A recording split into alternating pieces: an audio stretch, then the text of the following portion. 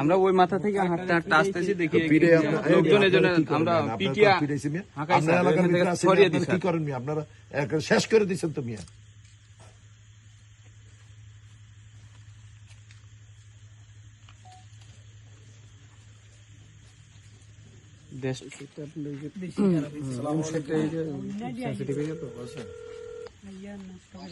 হ্যাঁ ওসি সাহেব, জি জসিম বলছিলাম।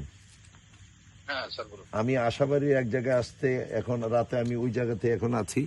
আমাদের এখানে দায়িত্বরত বিডিআর এর যে টহল বাহিনী আছে তাদের সাথে আমার এখানে কথা হচ্ছে, কিন্তু এক কর্নার ভিতরে 3টা মোটরসাইকেল, একটা মোটরসাইকেলের মধ্যে আপনার কি তাদের নাম্বার প্লেট নাই ওই গাড়িটাতে, আর 2টা এভাবে আমাদের এই এলাকার লোকজন ওই 3টাকে ওই জায়গায় আটকিয়ে রেখেছে, এবং আমাদের বিডিআর যে টহল বাহিনী আছে তারাও সেখানে যাচ্ছে।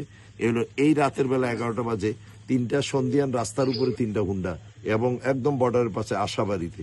দেখেন এটা কি অবস্থা। হ্যাঁ একটু আশাবাড়ি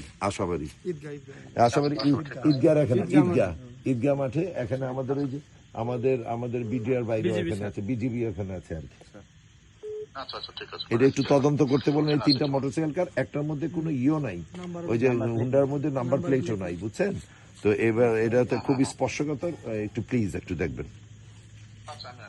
জি জি, আমরা এখন আটকে দিই আপনার গাড়ি 3টা, আমি এদিক দিয়ে একটু টল দিই।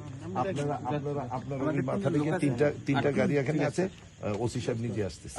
থ্যাংক ইউ ভাইয়া, থ্যাংক ইউ। আপনারা প্লিজ শুনেন, আপনারা আমাদেরই একজন, আপনারা এই সরকারকে সর্বাত্মক ভাবে সহযোগিতা করবেন। আমার দেশের প্রধানমন্ত্রী ইতিমধ্যে আপনারা দেখেছেন জিরো টলারেন্স করছে মাদকের বেলায়, দেখেন নাই?